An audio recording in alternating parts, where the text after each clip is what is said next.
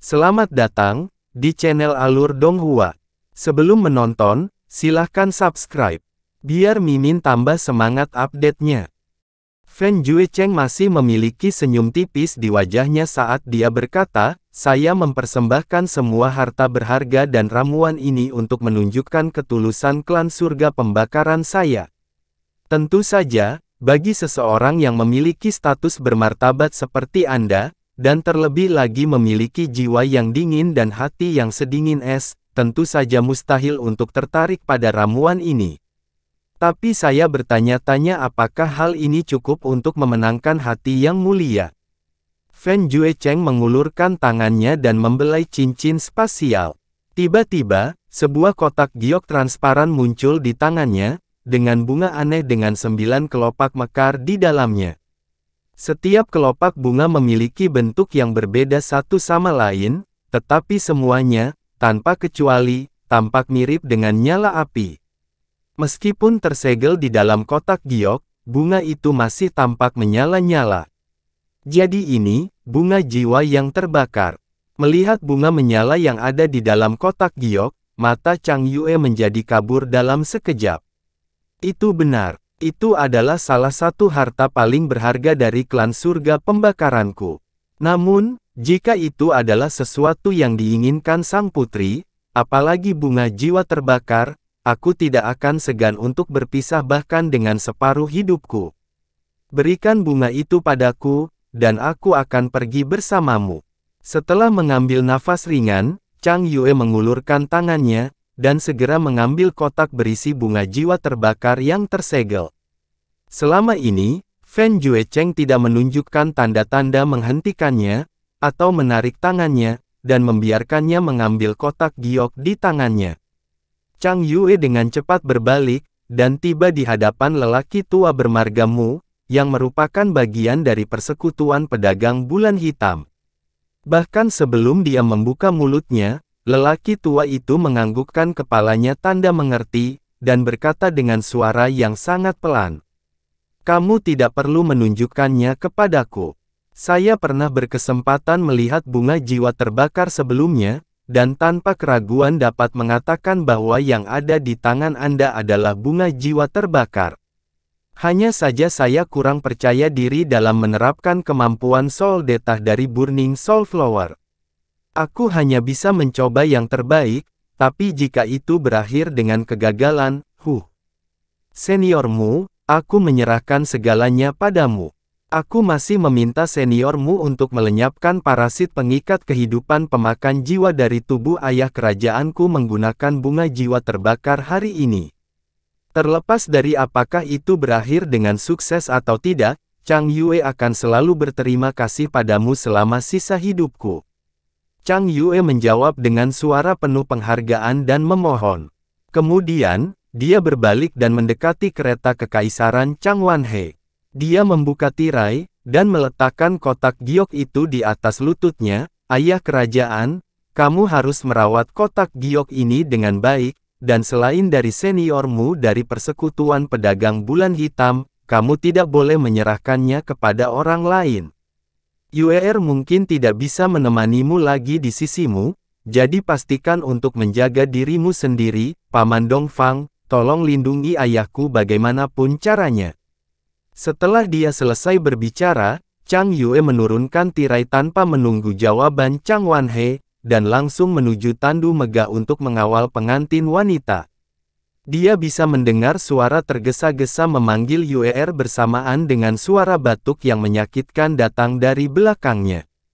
Chang Yue perlahan menutup matanya, dan saat dia membukanya lagi, matanya tidak menunjukkan apa-apa selain ketenangan.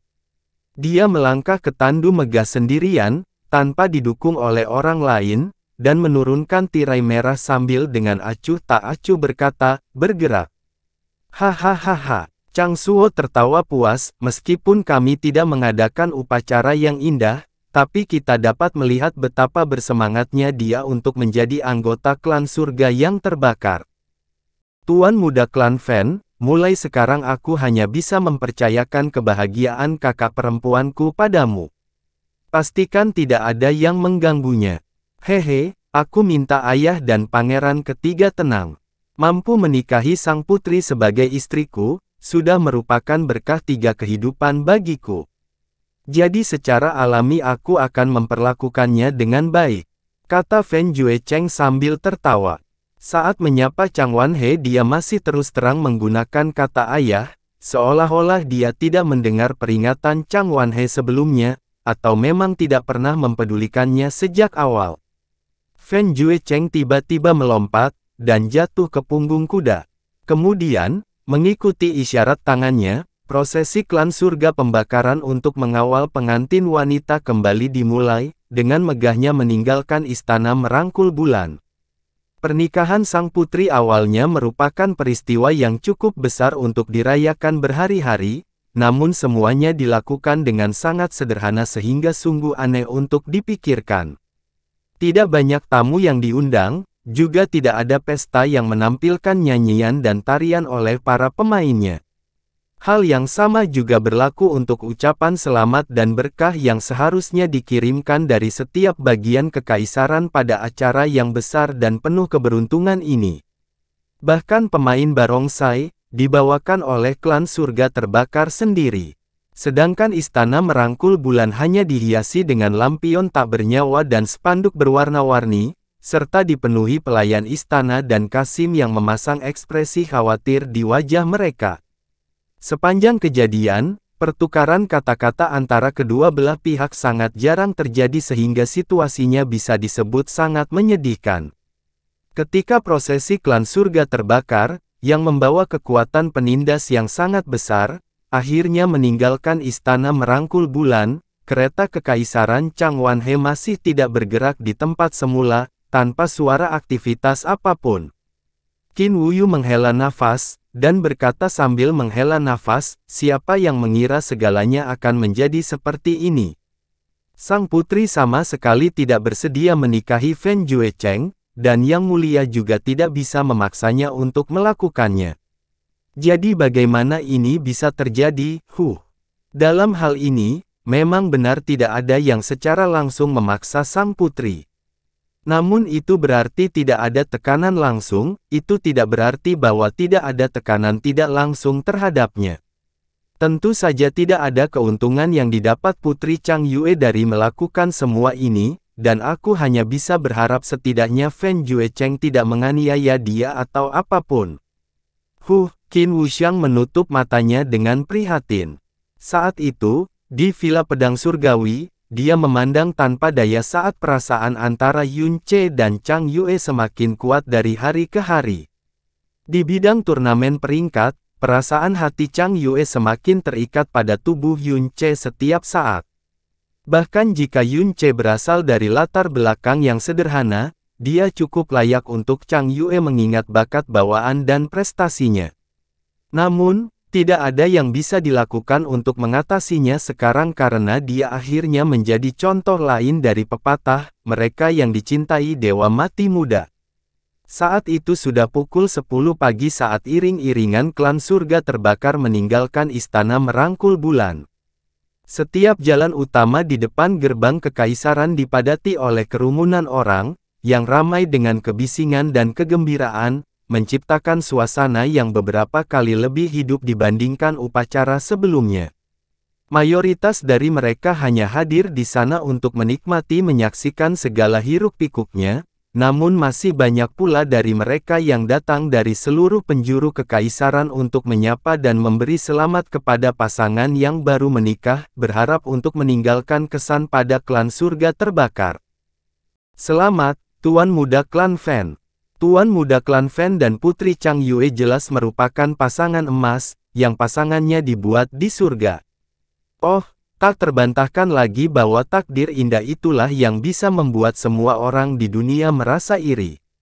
Saya sudah mendengar tentang nama terhormat Tuan Muda Klan Fen, tetapi hari ini setelah melihat Anda dengan mata kepala sendiri, saya menyadari bahwa Anda bahkan lebih baik daripada ketenaran Anda. Benar-benar suatu keberuntungan besar bagi Feng Ziyi dari klan pedang emas rendahan ini untuk dapat menyaksikan secara pribadi Tuan Muda Klan Fen menikahi Putri Chang Yue. Klan surga terbakar beruntung memiliki sang putri menikah dengan klan mereka, dan terlebih lagi bagi keluarga kekaisaran untuk menikahkan sang putri ke dalam klan surga terbakar.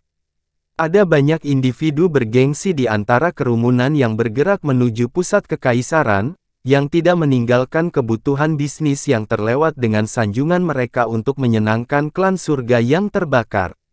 Ada pemimpin sekte kecil, perwira yang sangat berkuasa, gubernur, dan bahkan praktisi terkenal yang terkenal. Namun, semua orang tersebut tidak memiliki kualifikasi untuk diundang mengikuti resepsi pernikahan yang akan digelar 3 hari kemudian. Oleh karena itu, ini adalah satu-satunya cara yang tersisa bagi mereka untuk mencoba peluang mereka dalam berhubungan dengan klan surga terbakar. Jika mereka bisa meninggalkan sedikit kesan baik pada klan surga terbakar, itu sudah cukup untuk dibanggakan selama 10 tahun ke depan. Apakah itu teknik mengambang yang mendalam yang legendaris? Tuhanku, totalnya ada 8, apakah ini benar-benar nyata? Tentu saja itu nyata. Bagaimanapun juga, ini adalah klan surga yang terbakar.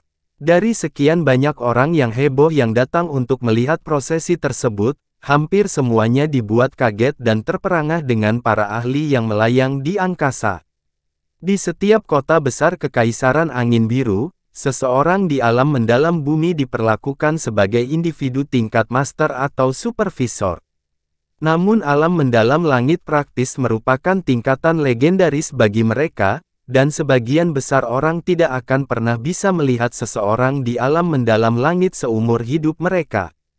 Tapi hari ini, melihat 8 orang seperti itu tepat di depan mata mereka membawa kejutan yang sangat besar bagi sebagian besar orang yang hadir di sini, dan membuat mereka semakin paham tentang konsep 4 sekte utama.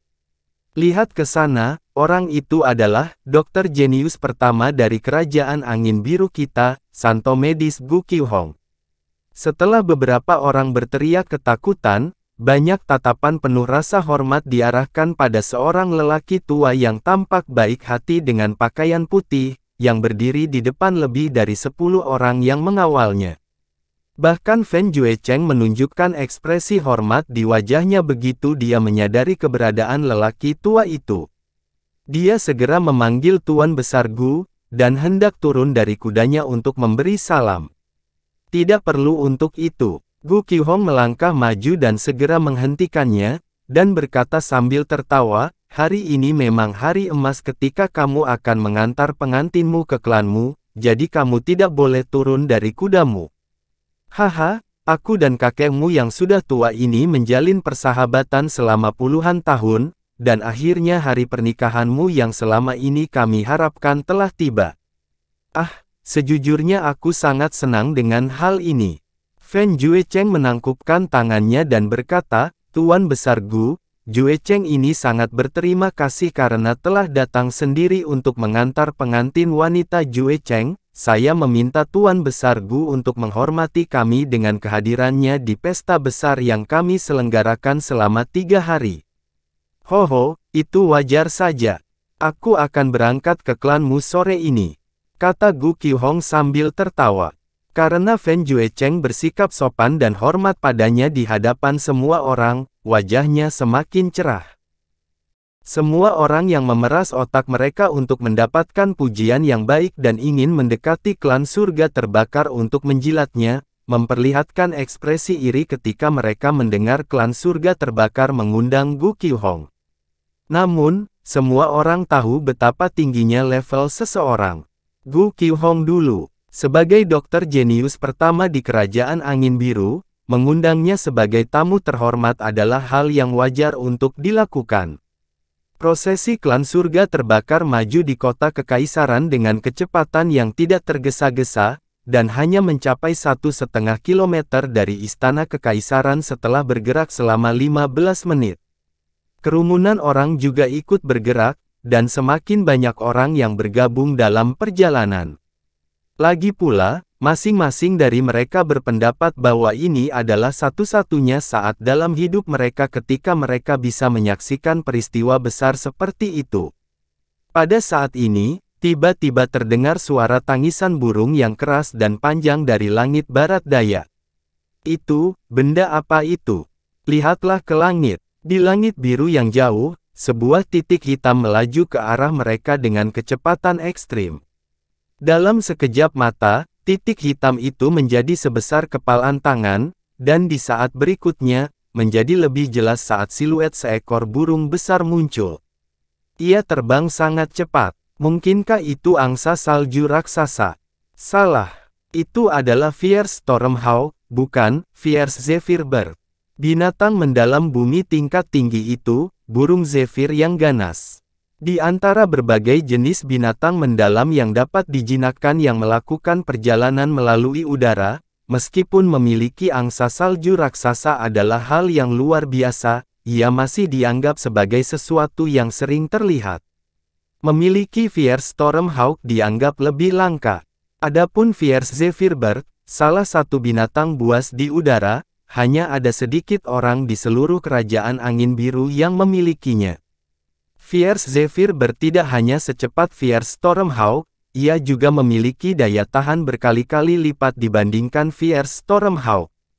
Namun, karena ia adalah binatang mendalam bumi tingkat tinggi, apalagi menjinakkan dan membuat kontrak, sangat sulit untuk menangkapnya hidup-hidup. Mungkin hanya beberapa sekte besar yang kuat yang bisa memiliki burung zephyr yang ganas sebagai binatang mendalam yang dikontrak.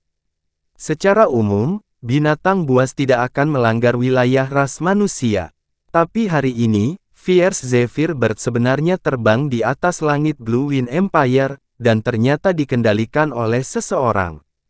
Semua orang mengangkat kepalanya satu persatu, dan menyaksikan binatang dalam udara yang sangat langka dan berharga itu dengan takjub, termasuk orang-orang dari klan surga pembakaran. Fierce Zephyr berterbang semakin dekat ke arah mereka, dan dalam sekejap tiba tepat di atas kerumunan besar. Orang-orang berteriak kaget saat sesosok manusia hitam pekat jatuh dari atas Fierce Zephyr Bird. Setelah itu, Fierce Zephyr Bird mengeluarkan teriakan panjang, dan berbalik bergerak dalam gerakan melingkar di langit, lalu terbang kembali menuju arah villa pedang surgawi. Seseorang jatuh. Itu bukan jatuh. Seseorang melompat turun dari binatang itu. Dengan ketinggian sebesar ini, apakah dia tidak takut jatuh hingga mati? Omong kosong. Bagaimana mungkin seseorang yang bisa mengendalikan Fierce Zephyr Bird bisa menjadi orang normal? Melompat dari ketinggian seperti itu mungkin bukan apa-apa baginya. Ayo, cepat, minggir. Sosok hitam itu jatuh dengan kecepatan yang sangat cepat, dan di tengah musim gugur, sinar cahaya bersinar di tangannya. Seketika, pedang yang sangat besar muncul di tangannya, diikuti oleh kekuatan yang menindas, seberat gunung, mengalir turun dari langit dan menyelimuti seluruh area. Kecepatan jatuhnya sosok hitam itu juga tiba-tiba meningkat begitu pedang besar itu muncul, dan kemudian dia dengan kuat mendarat di depan iring-iringan klan surga pembakaran. Tanpa diragukan lagi, itu hanyalah seseorang yang jatuh dari langit, namun ini menghasilkan suara ledakan yang memekakkan telinga. Di tengah suara keras tersebut, hamparan tanah luas segera pecah akibat ledakan, pecahan batu dan debu memenuhi langit. Selanjutnya, bumi bergetar secara tiba-tiba, dan retakan yang tak terhitung jumlahnya menyebar ke sekeliling, dengan retakan terpanjang memanjang hingga puluhan meter. Berbeda dengan keseluruhan kejadian ini, orang yang terjatuh, jelas-jelas menyerupai batu besar yang dihantam langit ke bumi. Siapa yang di sana? Para murid klan surga terbakar di depan berteriak keras dan dengan cepat bergegas maju, membentuk formasi dan memblokir rute di depan. Formasi silinder yang tidak bisa ditembus dengan cepat terbentuk di sekitar Fen Juecheng. Meskipun sepertinya mereka akan menghadapi musuh yang tangguh, tidak ada sedikit pun kepanikan di wajahnya, karena mereka adalah klan surga yang terbakar. Di dalam kekaisaran angin biru, mereka sama sekali tidak perlu takut pada siapapun. Jika orang di depan ini benar-benar ada di sini untuk membuat keributan, maka dia pasti akan mendekati kematian. Gelombang suara yang muncul ketika orang di udara mendarat menyebabkan semua orang di sekitarnya tercengang. Di antara mereka, apalagi mendarat dengan momentum seperti ini, hanya dengan getaran yang mengerikan itu saja sudah cukup untuk membunuh sebagian besar dari mereka. Saat debu yang tersapu perlahan mengendap, wajah Yun Ce yang sedingin danau beku muncul. Cahaya yang sangat dingin tersembunyi di matanya dan kesalahan naga yang sangat besar itu semakin jelas. Mengenai fakta bahwa seseorang tiba-tiba mendarat dari atas di depan mereka, dan nampaknya dengan prestise dan kekuatan seperti itu, semua ini menunjukkan bahwa dia pastinya adalah lawan berlevel tinggi. Namun Fen Juecheng tidak sedikit pun takut, sebaliknya, dia terus menatap ke depan sambil merenung. Namun, ketika wajah Yun Ce, serta sesar naga di tangannya, memasuki garis pandangnya, wajahnya menegang dalam sekejap, saat dia berteriak, Yun Ce. Nama Yun Ce sudah menyebar seperti api di Kekaisaran Angin Biru dan dia dikenal oleh semua orang. Potretnya sudah lama beredar luas. Saat melihat wajahnya, orang-orang sudah merasa familiar, dan terlebih lagi, kata-kata Fen Juecheng menyebabkan seluruh jalan langsung meledak dalam hiruk-pikuk. Yun Ce itu, mungkinkah itu Yun Ce yang lain? Penampilan orang ini, pedang besar berbentuk aneh di tangannya, semuanya sama seperti yang dikabarkan.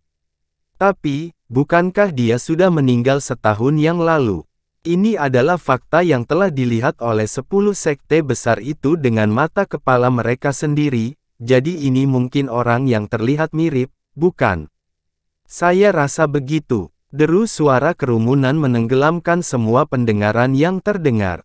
Mengenai orang ini yang jelas-jelas sudah meninggal dunia, sementara orang lain mungkin memperlakukannya sebagai seseorang yang mungkin hanya orang khayalan, Fen Juecheng tidak akan pernah salah mengenalinya. Fitur wajahnya mungkin mirip, tapi pedang berat mendalam langit dengan aura menakutkan itu, di dunia ini, hanya ada satu. Juga, dia telah dikurung di bawah teras manajemen pedang yang sama dengan Yun Ce saat itu. Tatapannya, sikapnya yang benar-benar tidak bisa dijelaskan, semua ini cocok dengan Yun Ce yang dia kenal persis. Melihat Yun Ce di depan matanya yang tampak persis seperti dia telah bangkit dari kematian, Fen Juecheng telah mencapai titik di mana dia tidak mampu lagi menjadi lebih terkejut daripada sebelumnya. Kamu belum mati. Yun Ce mengangkat matanya sedikit dan tertawa dingin pada Fen Juecheng. Aku, Yun Ce, mempunyai umur yang cukup panjang. Bahkan kamu hidup dengan sangat baik. Jadi bagaimana pantas bagiku untuk mati begitu saja, apakah aku yang masih hidup mengecewakanmu? Suara ini juga pasti milik Yun Ce. Murid Fen Juecheng menyusut selama sepersekian detik, setelah itu, dia kembali tenang. Setelah itu, dia tiba-tiba tertawa terbahak-bahak, hahaha, menarik sekali, Yun Ce. Hidupmu benar-benar sangat baik. Mu Tianbei tidak bisa membunuhmu, dan malah dibunuh olehmu. Semua orang mengira kamu telah dibunuh oleh iblis, namun setelah sekian lama, kamu masih kembali hidup secara tak terduga. Rasa hormat saya kepada Anda sudah mencapai titik ekstrim. Soal kekecewaan, tentu Anda tidak memberi banyak. Sebaliknya, melihatmu masih hidup, aku sebenarnya cukup senang, karena kamu mati terlalu mudah mati pada hari itu. Hutang besar yang kau hutangkan kepada kami karena telah membunuh saudara lelakiku yang kedua, kami, klan surga yang terbakar, masih belum membuatmu membayarnya dengan benar. Beberapa kalimat yang diucapkan Yun Ce dan Fen Juecheng memicu ledakan yang lebih besar lagi di antara kerumunan di sekitarnya. Dia benarkah Yun Ce yang jelas-jelas sudah mati?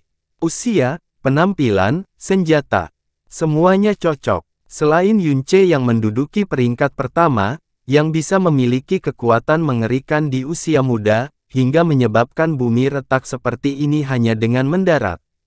Selain Yun Ce, siapa yang punya nyali untuk menghalangi jalan prosesi klan surga terbakar? Saya pernah mendengar bahwa Yun Ce telah terluka parah oleh iblis saat itu, dan kemudian dia ditekan di bagian bawah manajemen pedang bersama iblis itu, tapi tidak ada yang melihat mayatnya. Mungkin dia belum benar-benar mati saat itu, dan kini telah kembali lagi. Kami mungkin salah, tapi bagaimana Tuan Muda Klan Fan bisa salah? Berita besar, ini benar-benar berita besar yang akan mengejutkan seluruh negeri. Sebagai legenda Kekaisaran Angin Biru yang tak tertandingi, Yun Ce pernah menimbulkan kontroversi yang belum pernah terjadi sebelumnya tentang dirinya, dan saat ini, berita bahwa legenda yang awalnya mati ini kini kembali hidup, sudah jelas betapa besar keributan yang akan ditimbulkannya. Hampir setiap orang yang memiliki giok transmisi suara mulai melakukan transmisi pada saat pertama memungkinkan. Hanya selusin napas telah berlalu sejak kemunculan Yun Ce, dan berita bahwa dia masih hidup dengan cepat menyebar seperti riak invasif. Yang mulia, sesuatu yang besar telah terjadi. Transmisi suara baru saja diterima, Yun Ce kembali. Dia belum mati, dia kembali hidup. Di dalam kereta kekaisaran, Chang Wanhe baru saja meninggalkan istana merangkul bulan. Awalnya putus asa dan tak bernyawa, setelah mendengar berita ini, dia gemetar, "Apa yang kamu katakan?" Yun Ce, mustahil, ini benar-benar omong kosong. Yun Ce meninggal di Heavenly Sword Villa, ini adalah sesuatu yang semua orang tahu, bagaimana mungkin dia bisa kembali tiba-tiba? Itu benar sekali, dia telah muncul di luar istana kekaisaran, dan sekarang menghalangi jalan prosesi klan surga pembakaran. Semua yang berada di tempat kejadian telah melihatnya dengan jelas. Kasim kecil itu baru saja selesai berbicara ketika seorang pengawal kekaisaran yang mengenakan baju besi emas dari ujung kepala sampai ujung kaki bergegas maju dan berbicara dengan mendesak, "Yang mulia, sesuatu yang besar telah terjadi di luar istana kekaisaran." Yun Ce yang seharusnya sudah mati sebenarnya tampak hidup, dan sekarang menghalangi bagian depan prosesi Burning Heaven Clan. Mendengar ini, Chang Wanhe, yang awalnya tidak memiliki kekuatan tersisa di tubuhnya, sepertinya tersengat listrik. Duduk tegak, dia berkata dengan suara gemetar, "Cepat, cepat. Bawa aku ke depan, cepat." Tidak jauh di depan, Qin Wuxiang dan Qin Wuyu saling bertukar pandang dengan mata penuh keterkejutan dan keraguan. Setelah itu, keduanya menjadi hembusan angin kencang, dan bergegas menuju bagian luar istana kekaisaran. Seluruh jalan saat ini berantakan. Tokoh utama hari ini seharusnya adalah Fan Juecheng, namun dengan kemunculan Yun Ce, semua perhatian dan sorotan telah dicuri olehnya. Seberapa besar dampak yang dia buat pada periode setelah kematiannya, dapat dilihat dengan jelas. Dari samping Fan Juecheng, sebuah siluet muncul dan Fan Moran berlari keluar. Menatap Yun Ce, dia berbicara dengan berat, "Jadi dia Yun Ce. Lebih baik dia tidak mati. Menyebabkan kematian Tuan Muda kedua, jika dia mati begitu saja, itu akan terlalu mudah baginya. Aku akan membawanya ke sini, dan membawanya kembali ke klan kita." "Tunggu." Fan Juecheng mengulurkan tangan untuk menghentikannya, dan berkata dengan mata menyipit, "Tetua ke-13 tidak perlu mengambil tindakan sendiri hari ini. Hari ini adalah hari yang menggembirakan bagi saya dan Putri Chang Yue. Jika kita tidak sengaja melihat darah, itu adalah sebuah sial. Yun Ce, aku benar-benar tidak tahu apakah aku harus mengagumimu karena keberanianmu yang terpuji, atau apakah aku harus mencemoohmu karena kebodohanmu yang egois. Tidak mudah bagi Anda untuk memulihkan hidup Anda, namun Anda tidak akan bersembunyi dengan patuh, memilih untuk menyerahkan diri Anda pada kematian. Namun, keberuntunganmu tidak buruk. Aku sangat bersemangat hari ini, jadi aku akan menghadiahimu beberapa hari lagi untuk hidup. Mengenai masalah saudara laki-lakiku yang kedua, setelah Putri Chang Yue dan aku selesai dengan pernikahan kami, aku akan menyelesaikannya denganmu dengan baik, sebelum aku berubah pikiran, sebaiknya kamu enyahlah sekarang. Ekspresi dan intonasi Fen Juecheng seperti hakim yang menyendiri. Lagi pula, di sampingnya ada 2000 murid elit klan surga pembakaran, serta 8 ahli alam mendalam langit. Ini melebihi kekuatan yang cukup untuk membuat seluruh kerajaan angin biru berjalan menyamping. Jika itu dia sendirian, dia pasti akan menahan rasa takut saat berbicara dengan Yun Ce, tapi dengan pasukan seperti itu di sisinya, bagaimana dia bisa melihat Yun Ce sebagai ancaman? Namun, ingin melepaskan Yun Ce hari ini, tentu saja, bukan karena dia merasa bahagia. Sebaliknya, itu karena pengaruh yang dikumpulkan dan ditinggalkan Yun Ce selama setahun terakhir ini terlalu besar. Bahkan jika dia berasal dari klan surga terbakar, tetap tidak baik baginya untuk menyentuh Yun Ce di depan penonton seperti itu. Jika dia melakukannya, akan sangat mudah baginya untuk dikecam di depan umum. Suara Fen Juecheng baru saja jatuh, dan kemudian suara gemetar seorang gadis muda datang dari belakangnya. Saudara muda Yun, apakah itu benar-benar kamu? Apakah itu benar-benar kamu? Saat dia berbicara dengan suara yang sangat emosional, Chang Yue sudah melompat turun dari tandu, bergegas maju tanpa peduli pada Yun Ce. Dalam ketergesaannya yang dipicu oleh keputusasaan, Fen Juecheng hanya bisa mengulurkan tangannya secara tidak sadar, tidak mampu menahannya. Dia hanya bisa menyaksikan saat dia bergegas ke depan Yun Ce, dan mengunci kedua lengannya erat-erat. Adik Yun, ini benar-benar kamu masih hidup, adik Yun, adik Yun. Dia hanya berjarak beberapa inci darinya, namun Chang Yue tidak bisa mempercayai matanya. Air matanya mengalir seperti danau dan dalam kegelisahannya, ucapannya tidak jelas. Ciri-cirinya, mata, pedang, auranya. Segala sesuatu tentang dirinya berbicara banyak padanya, memberitahunya bahwa sebenarnya, dia adalah Yun Ce yang pernah dia pikir telah hilang selamanya, dan dia sepenuhnya, dalam daging, kembali ke sini, di sisinya, samping. Kejutan besar seperti fantasi ini menyebabkan dia hampir pingsan. Namun tidak seperti Chang Yue, ekspresi Yun Ce sangat datar, seolah dia tidak tergerak sama sekali. Dia bahkan belum bergerak maju untuk memeluknya. Melihat wajahnya yang benar-benar berlinang air mata, dia berbicara dengan lembut, "Ini aku kembali ke sini hidup-hidup, tepat pada waktunya, untuk merayakan pernikahan kakak senior." Tubuh ramping Chang Yue bergetar dan dia menggelengkan kepalanya dengan tergesa-gesa, tidak seperti ini, kakak muda Yun, tidak seperti yang kamu lihat, aku." "Tidak perlu mengatakannya lagi, aku mengerti." Yun Ce memotongnya, tidak memberinya kesempatan untuk melanjutkan. Ekspresinya tetap tenang, begitu tenang sehingga membuat Chang Yue bingung dan ketakutan pada saat yang sama. Dia telah kembali dengan begitu ajaib, namun pandangan pertamanya pada Chang Yue adalah saat dia diantar ke upacara pernikahan.